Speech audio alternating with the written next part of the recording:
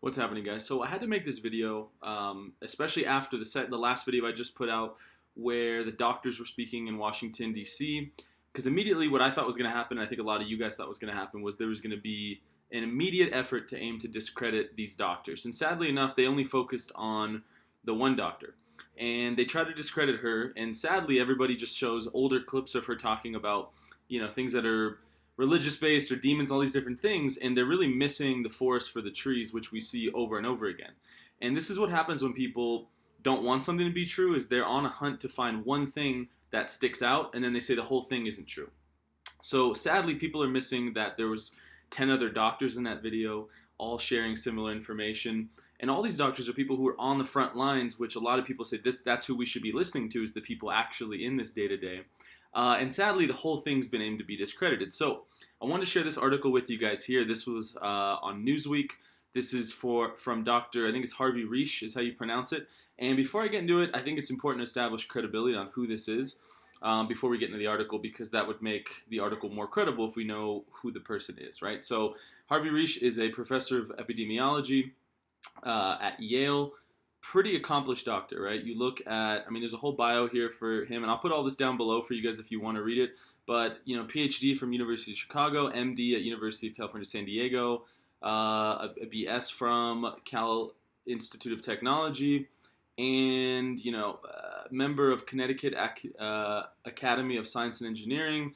He got the Ruth Leff Siegel Award for Excellence in Pancreatic Cancer Research. So this is really just to round the point. This is a smart guy, right? And that doesn't mean that this person is the end-all be-all of medicine, of course, right? Because the way science works is you want to continue to pull in new data, comparing it to the data that you've had. And science is an evolving thing that is always advancing, and it's never always set in stone as one thing. So that's I think, important to keep in mind here for this video. But this is a credible person who we'll get into this article and the contents of it, why he's sharing what is the key to defeating COVID-19.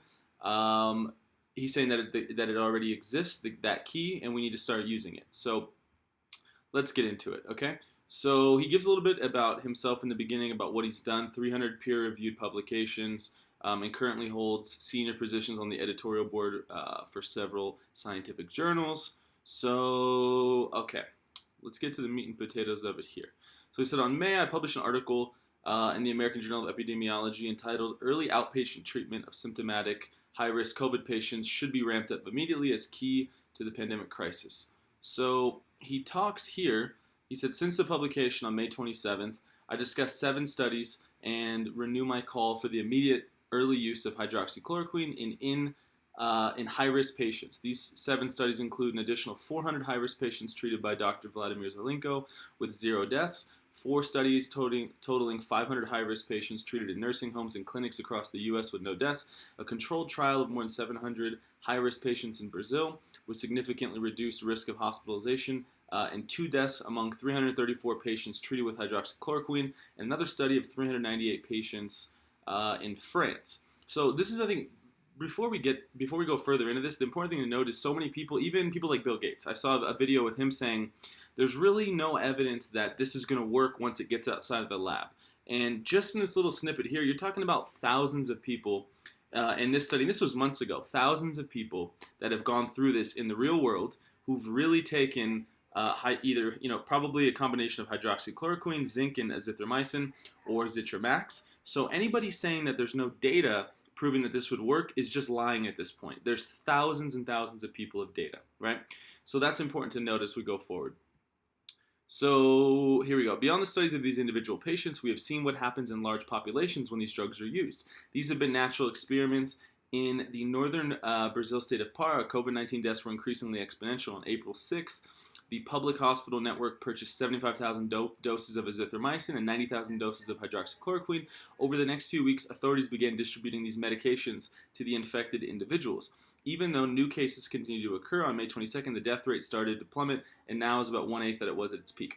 So also important to note, countries like Brazil, I believe Nigeria, and there's several others, they've been giving the option for doctors to take hydroxychloroquine who are on the front lines of this as a preventative measure, right? So they're giving this to doctors to take so that they don't start developing COVID symptoms, and if they were to, that they wouldn't get worse.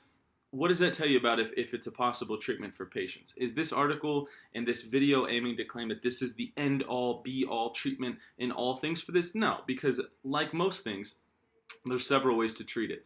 But this is really so far from where we're at, right? Where we're at is we can't even have doctors and people discussing this as a potential treatment and discussing this data because the videos get pulled down.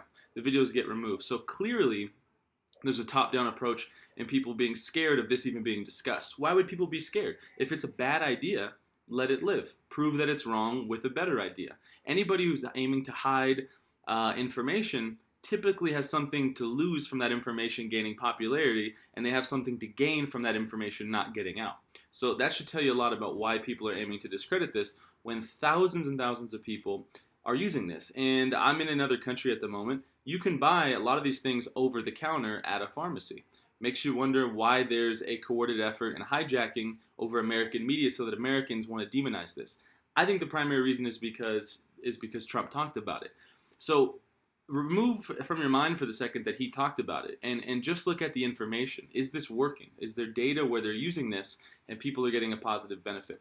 So he said a reverse natural experiment happened in Switzerland on May 27th. The Swiss national government banned outpatient use for COVID. Around June 10th, COVID deaths increased fourfold and remained elevated. On June 11th, the Swiss government revoked the ban, and on June 23rd, the death rate reverted to what it had been beforehand, right? So the death rate was going lower and was trending that way. They banned using it. The death rate increased. They said, oh, that's probably a bad idea. They started using it again, and the death rate and how often this was happening started to return back lower again. So yet another point of data where it was used and it was started to send the numbers in the direction that we want, which is less people getting sick, less people's symptoms getting worse, and less people dying, right? Unless you want something different than that, that's what we should want. So why has hydroxychloroquine been disregarded? This is really one of the most important parts of this video. So first, as all know, the medication has become highly politicized. For many, it's viewed as a marker of political identity. So essentially, it's if you think hydroxychloroquine could work, it means that you love Trump. And if you think that it's the worst thing ever, it means that you hate Trump and that you love people and you're a good person. So anytime, most of these issues, and this is where things always seem to be currently in 2020, and really because it's an election year, it's like pick your side. Where are you at? And sadly enough, the truth is always somewhere in the middle. So he said, nobody needs me to remind them that this is not how medicine should proceed. We must judge this medication strictly on science. When doctors graduate from medical school, they formally promise to make the health and life of a patient their first consideration, without biases of race, religion, nationality, social standing, or political affiliation. Lives must come first. Second, the drug has not been used properly in many studies. Hydroxychloroquine has shown major success when used early in high-risk people, but, as one would expect for an antiviral, much less success when used late in the disease's course. Even so, it has demonstrated significant benefits in large hospital studies in Michigan and New York City when started within the first 24 to 48 hours after admission. In fact, as expensive oral and widely available medications and nutritional supplement, the combination of hydroxychloroquine, azithromycin, and zinc are well suited for treatment in the outpatient setting. Combinations should be prescribed in high-risk patients immediately upon clinical suspicion of COVID-19 disease without waiting for results of testing. Delays in waiting before starting the medication can reduce their efficacy. So there's certain drugs, a lot of times with certain diseases, that the timing of when you use it matters the most. Why? Because they do certain things, right? And the combination of these drugs, catching it at an earlier stage of the symptoms, allows, both the opening of those cells, the entry into those cells so that no new cells grow, and then the destroying of those negative cells so that they don't continue. And some things you have to then move to a different medicine if things progress beyond a certain point.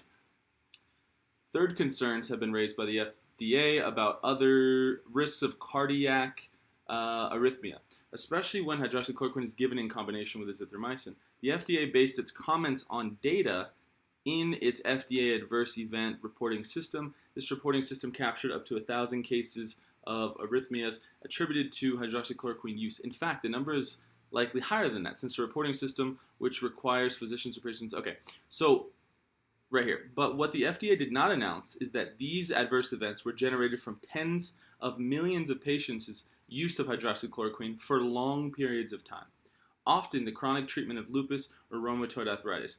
Even if the true rates of arrhythmia are tenfold higher than reported, the harms would be minuscule compared to the mortality rate occurring right now in inadequately treated high-risk COVID-19 patients. This fact is proven by an Oxford study of more than 320,000 older patients taking both hydroxychloroquine and azithromycin who had arrhythmia excess death rates less than 9 out of 100,000 users, as I discuss in my May 27th paper cited above. So what he's saying, and this is a common theme over and over, is once I started talking about this, when I saw really smart people sharing this data, people go, yeah, but there's a study that it gives you a negative effect if you take it. And that's true. But what's the study? What's the details? And oftentimes people hate the details if it doesn't prove or help support the particular narrative that they want. So in this case, the people who are advocating for this to be, not even necessarily that people should take this, but just saying that you shouldn't be banned from hearing people talk about it, and doctors shouldn't be ridiculed if they want to give patients this because it's working, right? Like where are we living in communist China? Like what are we doing? Why can't people get the medicine that they want, and why can't we look at data irrespective of politics? So lots of times people look at this and they go, well, look, the study disproves it, and they're missing the fact that this was for tens of millions of people taking this for long extended periods of time. And most of the people taking this for COVID, at most, they're taking it a couple weeks. And so it's a bunk study trying to prove that those are negative effects that can come from taking it, when the people in question who are going to be taking it that we're advocating for is short-term use, and your study proves negative effects on long-term use, right? So what did the FDA, what the FDA did not announce? Okay, we have that there. All right, so he said, in the future, I believe this misbegotten episode regarding hydroxychloroquine will be studied by sociologists of medicine as a classic example of how extra scientific factors overrode clear-cut medical evidence. But for now, reality demands a clear scientific eye on the evidence and where it points. For the sake of high-risk patients, for the sake of our parents and grandparents, and for the sake of the unemployed, for our economy, and for our polity, especially those disproportionately affected, we must start treating immediately. So, does this mean you should go run to your doctor and go ask for hydroxychloroquine? No. But this needs to be a wake-up call for people to realize that there's a coordinated effort for people to stop something that would be useful and help people. And all in all, a lot of this stuff, it's not that everybody who thinks politically from you is wrong. If you're right, people on the left aren't evil and vice versa. It's just that there are people who who are wolves wearing sheepskin, who pretend to care about you, and really they care about singular events and they care about their own personal interests. And for a lot of people, this next election is do or die. And for a lot of people, sadly, if things were to clear up and improve by then, they view that as good for Trump, so they don't want that to happen. But sadly, the result of that is that people will die. So if you care about people, you shouldn't want people to die. You should want them to get the best information and medicine that they could potentially need in a situation. Hope this video was helpful for you guys. Comment below what you guys think. If you can, please help me out and share this video. I want to just get it out to more people, as I think that this is useful information that was hard to find. So thank you guys so much. Have a nice day.